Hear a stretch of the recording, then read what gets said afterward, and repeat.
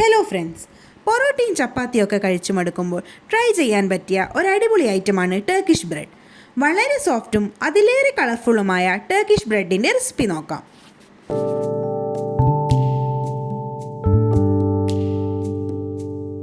ഒരു ബൗളിലേക്ക് 320 ml ചൂട് പാൽ ഒഴിച്ചു കൊടുക്കാം. ഇനി അതേ അളവിൽ തന്നെ ചൂടുവെള്ളം കൂടെ ഒഴിച്ചു കൊടുക്കാം.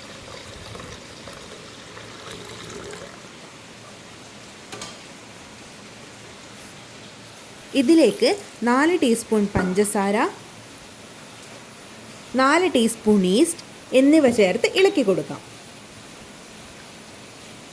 ഇളക്കി കൊടുത്തതിന് ശേഷം ഈസ്റ്റ് ആക്ടിവേറ്റ് ആവുന്നതിന് വേണ്ടി 10 മിനിറ്റ് മൂടി വെച്ച് കൊടുക്കാം.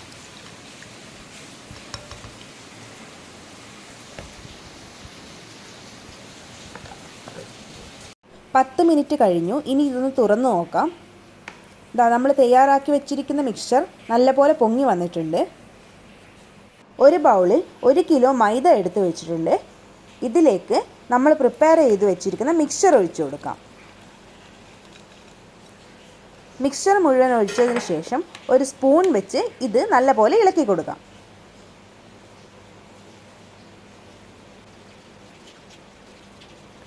ഇനി ഇതിലേക്ക് 6 ടേബിൾ സ്പൂൺ സൺഫ്ലവർ ഓയിൽ കൂടെ ചേർത്ത് കൈ വെച്ച് നല്ലപോലെ കുഴച്ചു കൊടുക്കാം. മാവ് നന്നായി കുഴച്ച ശേഷം എണ്ണ തൂകിയ ഒരു എയർ ടൈറ്റ് കണ്ടെയ്നറിലേക്ക് മാറ്റിയിട്ടുണ്ട്. ഇനി ഇത് മൂടി വെച്ച ശേഷം ഒരു 1.5 മണിക്കൂർ റെസ്റ്റ് ചെയ്യാൻ വേണ്ടി വെക്കാം.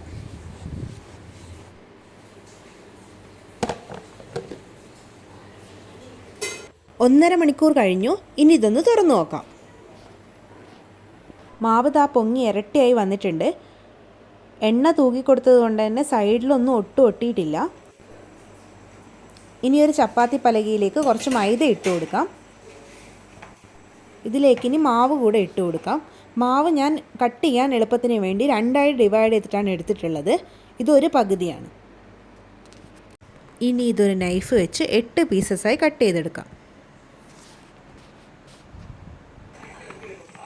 കട്ട് ചെയ്ത ഓരോ പീസസും കയ്യിൽ വെച്ച് നല്ലപോലെ മടക്കി ഉരുട്ടി എടുത്തിട്ടുള്ളതാണ്. എങ്കിൽ മാത്രമേ അതിനുള്ളിലുള്ള എയർ ബബിൾസ് പോകുകയുള്ളൂ. ഇനി ഓരോ ബോൾസും നമുക്ക് പരത്തിയെടുക്കാം.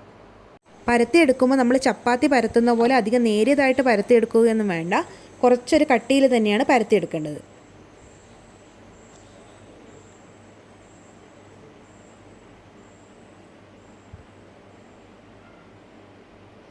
ഈ ഒരു വട്ടത്തിൽ തിക്നെസ്സിൽ നമുക്ക് എടുക്കാം.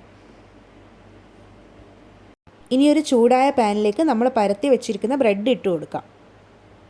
പാനിലേക്ക് എക്സ്ട്രാ ഓയിലൊന്നും ആഡ് ചെയ്യുന്നില്ല, കാരണം ആവശ്യത്തിന് ഓയിൽ നമ്മൾ മാവ് കുഴക്കുമ്പോൾ തന്നെ എടുത്തിട്ടുണ്ട്. ബ്രെഡിൻ്റെ ഒരു വശം നല്ലപോലെ വെന്ത് കഴിഞ്ഞ് മറുവശം നല്ലപോലെ പൊങ്ങി വരും. അപ്പോൾ മാത്രമേ ഇത് നമ്മൾ തിരിച്ചിട്ട് കൊടുക്കേണ്ട ആവശ്യമുള്ളൂ.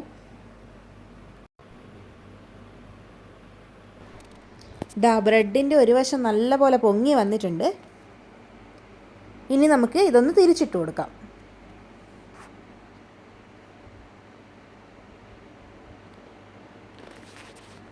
അടുത്ത വശം കൂടെ വെന്ത് വന്നതിന് ശേഷം നമുക്കിത് പാനിൽ നിന്ന് മാറ്റാം. ചുട്ടെടുത്ത ബ്രെഡ് പാനിൽ നിന്ന് മാറ്റി ഒരു പ്ലേറ്റിലേക്ക് വെച്ചിട്ടുണ്ട്. ഇതിൻ്റെ മുകളിലേക്ക് നമുക്കിനി കുറച്ച് ബട്ടർ ആഡ് ചെയ്ത് കൊടുക്കാം. ബ്രെഡിൽ ഉപ്പൊന്നും ചേർക്കാതെ കൊണ്ട് തന്നെ സാൾട്ടഡ് ബട്ടറാണ് യൂസ് ചെയ്യുന്നത്. ഇനി കുറച്ച് ചില്ലി ഫ്ലേക്സ് കൂടെ ഇട്ട് കൊടുക്കാം. ഇനി ഇതിൻ്റെ മുകളിലേക്ക് കുറച്ച് മല്ലിയില കൂടെ ഇട്ട് കൊടുക്കാം.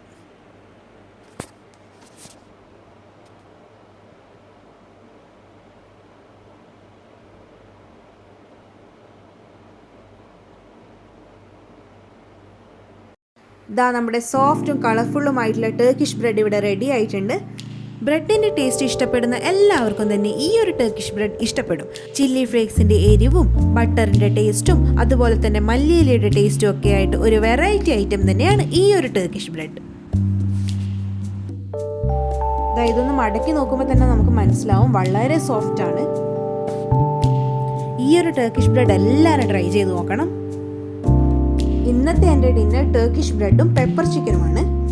ഒരു പീസ് സോഫ്റ്റ് ടർക്കിഷ് ബ്രെഡ് എടുത്ത് പെപ്പർ ചിക്കനിലേക്ക് ഡിപ്പ് ചെയ്ത് ഒരു പീസ് ചിക്കനും എടുത്തിട്ട് കഴിച്ചു നോക്കണം. അടിപൊളി ടേസ്റ്റാണ്. വീഡിയോ ഇഷ്ടമായെങ്കിൽ കൂടുതൽ റെസിപ്പി വീഡിയോസിനായി ചാനൽ സബ്സ്ക്രൈബ് ചെയ്യാം. Thank you.